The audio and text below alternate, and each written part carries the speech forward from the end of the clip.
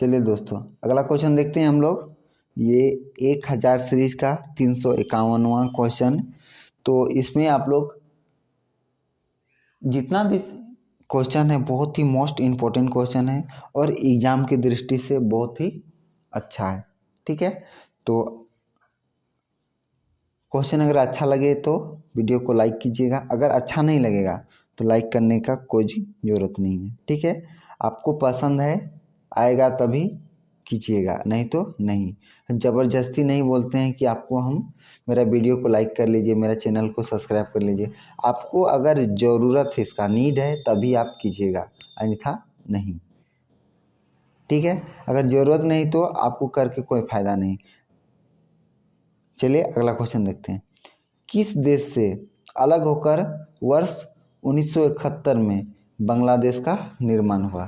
तो 1971 में कौन सा देश से टूटकर बांग्लादेश बना? तो ये है पाकिस्तान। जो बांग्लादेश है उस समय पाकिस्तान का पूर्वी पाकिस्तान कहलाता था। ठीक है, और ये लड़ाई हुआ था भाषा के लिए। यहाँ पर बंगाली भाषा बोला जाता था और उन लोग बोलते थे कि नहीं, पाकिस्तान है तो यहाँ पर उर्दू भाषा ही होगा, यहाँ की भाषा, लेकिन वहाँ पर बंगाली भाषा बोली जाती थी। इसलिए संघर्ष हुआ और 1971 में बांग्लादेश का निर्माण हुआ। ठीक है, कंप्यूटर भाषा में www का अर्थ क्या है? तो ये इसका अर्थ है वर्ल्ड वाइड वेब है। अगला क्वेश्चन देखते हैं। 1 किलोबाइट में कितनी बाइट होती है? तो यह है 1024।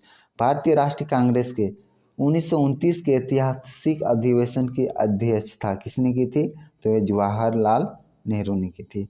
अगला क्वेश्चन देखते हैं।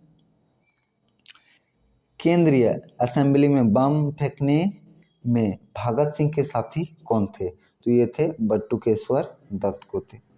ठीक है, अगला क्वेश्चन देखते हैं। मुस्लिम लीग ने भारत विभाजन की मांग सबसे पहले कब की थी? तो की थी 1940 में। उसके बाद है कॉमनवेल्थ पत्रिका का प्रकाशन किसने किया था? तो ये थे एनी बेसेंट। उसके बाद अगला क्वेश्चन देखते हैं। किस एकमात्र भारतीय को अर्थशास्त्र में नोबेल पुरस्कार मिला? तो ये है, क्या नाम है? अमर्त्य सेन है। ठीक है, क्या नाम है? अमर्त्य सेन को मिला। ठीक है, अमर्त्य सेन जो है एकमात्र थे जिसको अर्थशास्त्र में नोबेल मिला था। ठीक है, अगला क्वेश्चन देखते हैं। 1856 में विधवा पुनर्विवाह कानून किसके प्रयास से बनाया गया था? तो ये था ईश्वर चंद्र विद्यासागर के प्रयासों से। ठीक है, उसके बाद है लॉर्ड कैनिंग ने नवंबर 1858 में आयोजित दरबार में भारत में क्राउन के शासन की घोषणा की थी और कहाँ पर किया था? तो यह था इलाहाबाद में आयोजित दरबार में किया था। ठीक है, अगला क्वेश्चन देखते हैं। लॉर्ड वेलेस्ली के साथ सबसे पहले सहायक संधि किस राज्य के शासक ने की? तो यह है हैदराबाद के निजाम ने किया था। उसके बाद भारत की सर्वाधिक बड़ी जनजाति कौन सी है? तो यह है गौंड जनजाति। भारतीय राष्ट्रीय कांग्रेस की प्रथम महिला अध्यक्ष कौन थी? तो यह है एनी बेसेंट। उसके बाद अगला क्वेश्चन देखते हैं। शहीद ए आजम के नाम से कौन जाने जाते हैं? तो यह है भगत सिंह। किस योजना के फलस्वरूप भारत का विभाजन हुआ? तो यह है माउंटबेटन योजना के फलस्वरूप। अगला क्वेश्चन देखते हैं। जनरल डायर जो जलियांवाला बाग हत्याकांड से जुड़े थे, इसी के कहने पर जलियांवाला बाग हत्याकांड हुआ था। तो जनरल डायर की हत्या किसने की थी? तो ये किया था उधम सिंह ने। उसके बाद अगला क्वेश्चन देखते हैं। बंगाल का विभाजन कब और किसके द्वारा किया गया था? तो 1905 में हुआ था और गवर्नर लॉर्ड कर्जन के द्वारा। ठीक है, अगला क्वेश्चन देखते हैं हम लोग। भारत में कुल कितने उच्च न्यायालय? तो यह है 25 उच्च न्यायालय। ठीक है, उसके बाद प्रथम लोकसभा का अध्यक्ष कौन है? तो ये जीवी मालवंकर, यानी गणेश वासुदेव मालवंकर थे। अगला क्वेश्चन देखते हैं, संविधान सभा का अस्थायी अध्यक्ष किसे चुना गया? तो यह है सच्चिदानंद सिन्हा को। अस्थायी, ठीक है, अस्थायी सदस्य चुना गया था सच्चिदानंद सिन्हा को, और अस्थायी अध्यक्ष चुना गया था डॉक्टर राजेंद्र प्रसाद को। ठीक है। कुचिपुड़ी नृत्य शैली मुख्यतः किस राज्य से संबंधित मानी जाती है? तो यह है आंध्र प्रदेश से। उसके बाद मोहिनीअट्टम, ये हो गया आपका केरल में है। भारतनाट्यम किस राज्य से है? तो ये तमिलनाडु में। कथकली है, हो गया केरल में। उसके बाद केसर का सर्वाधिक उत्पादन किस राज्य में होता है? ये होता है जम्मू कश्मीर में। देखते हैं अगला क्वेश्चन, भारत में प्रथम बहुउद्देशीय परियोजना का निर्माण किस नदी पर किया गया? तो यह सबसे जो पहला बहुउद्देशीय परियोजना है, सबसे पहले ये झारखंड में किया गया था दामोदर नदी पर, और इसका नाम था दामोदर घाटी परियोजना। ठीक है। अगला क्वेश्चन देखते हैं, इंडियन नेशनल कांग्रेस के प्रथम अध्यक्ष कौन थे? तो ये थे व्योमेश चंद्र बनर्जी थे।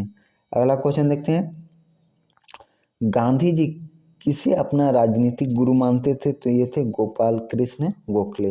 अंतर्राष्ट्रीय शांति एवं सुरक्षा को बनाने रखने की जिम्मेदारी संयुक्त राष्ट्र संघ के किस अंग को है? तो ये है सुरक्षा परिषद को। नोबेल पुरस्कार पाने वाला पहला भारतीय नागरिक कौन है? तो ये रविंद्रनाथ टैगोर हैं। ठीक है। अगला क्वेश्चन देखते हैं, मिड डे मील योजना किस वर्ष शुरू की गई थी? तो यह है 1995 में। ठीक है।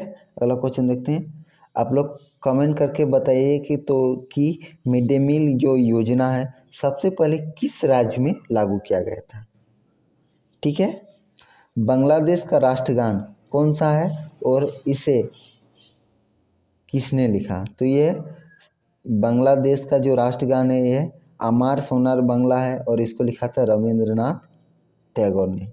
ठीक है। लोधी वंश का संस्थापक कौन था? तो यह है बहलोत लोधी।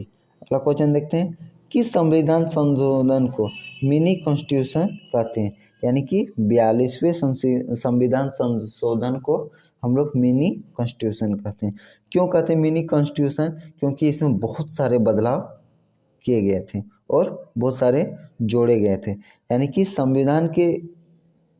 संविधान में बहुत सारा अंग जो था इसको हटाया गया था और बहुत सारा अंग को जोड़ा गया था। ठीक है, इसलिए इसको हम लोग क्या बोलते हैं? मिनी कॉन्स्टिट्यूशन कहते हैं। उसके बाद देखते हैं, गोताखोर पानी के अंदर सांस लेने के लिए कौन कौन सी गैसों का मिश्रण ले जाते हैं? तो यह ऑक्सीजन और हीलियम का मिश्रण लेके जाते हैं। अगला क्वेश्चन देखते हैं, होम्योपैथी का संस्थापक कौन है? तो यह है हैनीमैन है। उसके बाद फलों को पकाने में कौन सी गैस प्रयोग में ली जाती है? तो यह है एथिलीन गैस। उसके बाद भारतीय राष्ट्रीय कैलेंडर का पहला माह कौन सा है? तो यह है चैत्र है। ठीक है, चैत्र। उसके बाद पंडित हरिप्रसाद चौरसिया कौन सा वाद्य यंत्र बजाते हैं? तो ये बजाते हैं बांसुरी। अगला क्वेश्चन देखते हैं, भारत का प्रधानमंत्री बनने के लिए कम से कम कितनी आयु होनी चाहिए? कम से कम 25 वर्ष होनी चाहिए। अगला क्वेश्चन देखते हैं, सांची के स्तूप का निर्माण किसने करवाया था? तो यह है अशोक ने करवाया था। उसके बाद अगला क्वेश्चन देखते हैं, यक्षगान किस राज्य का लोक नृत्य है? तो यह है कर्नाटक का। उसके बाद देखते हैं हम लोग, मैकमोहन रेखा किन दो देशों के बीच सीमा बनाती है? यह है भारत और चीन। प्याज में खाद का भाग कौन सा है? तो यह तना।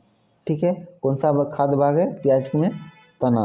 उसके बाद श्रव्य परिसर में ध्वनि तरंग की आवृत्ति कितनी होती है? तो ये होती है 20 हर्ट्ज से 20,000 हर्ट्ज के बीच होती है।